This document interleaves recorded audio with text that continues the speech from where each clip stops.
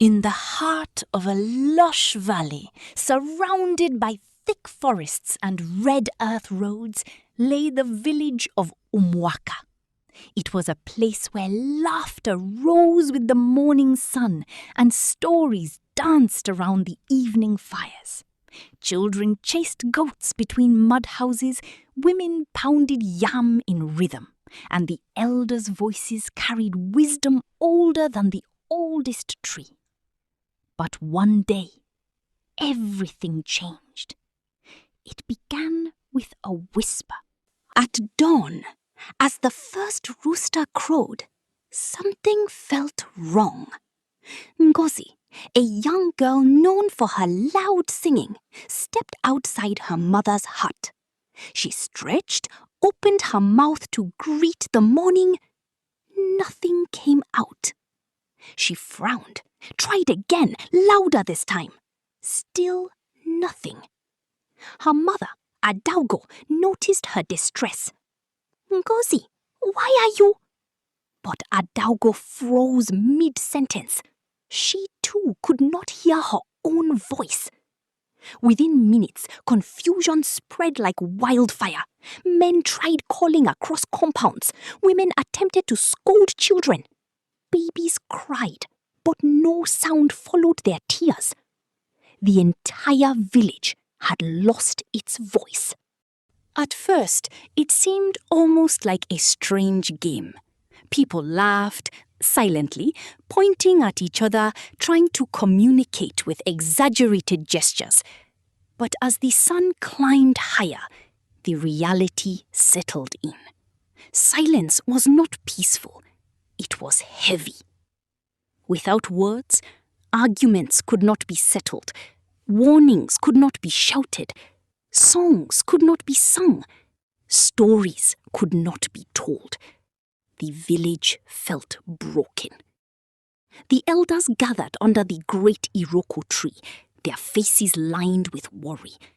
They tried to speak, to consult the spirits, but even their sacred chants vanished into nothingness. Something was deeply wrong. Among the villagers was an old woman named Mama Iberi.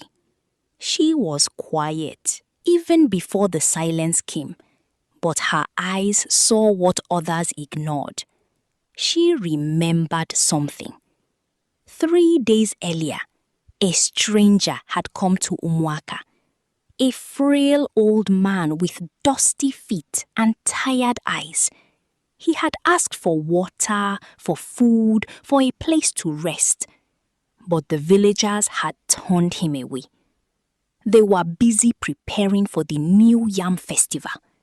There was laughter, music, pride, and no patience for a stranger who brought no gifts. Go elsewhere, they had said. We have no time. Mama Iberi had watched as the old man nodded slowly, disappointment heavy in his gaze. Before leaving, he had said one thing. A village that forgets kindness will one day lose what makes it human. No one paid attention.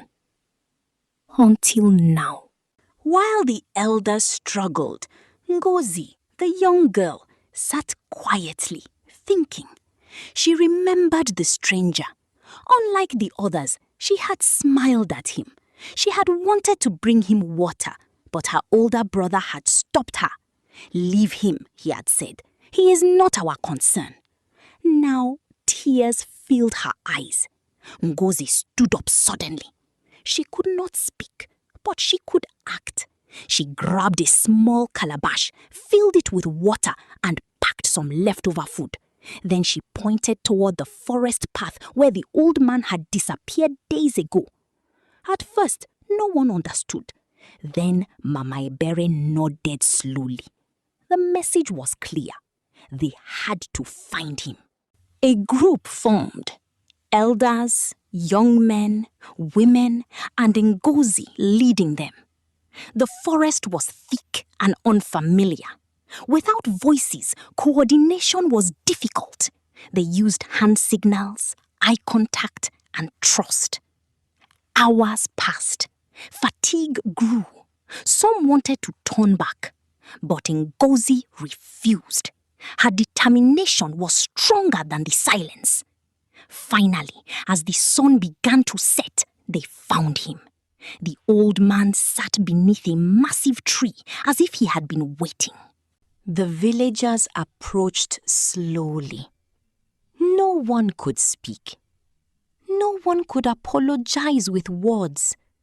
So they did the only thing they could. They knelt. One by one, they bowed their heads. Some placed food before him.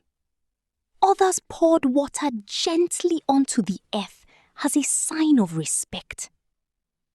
Ngozi stepped forward last. With trembling hands, she offered the calabash she had carried all day. Tears streamed down her face. The old man looked at her for a long moment. Then he smiled.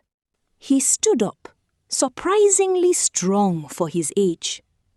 "You remember," he said. And suddenly, the villagers heard it. A voice. His voice. They gasped, touching their throats, trying to speak, but still nothing came from them. The old man raised his hand. "Your voices were never taken," he said calmly.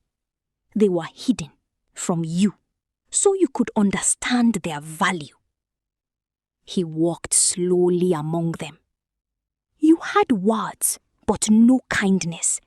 You had songs, but no compassion. You spoke loudly, but you did not listen."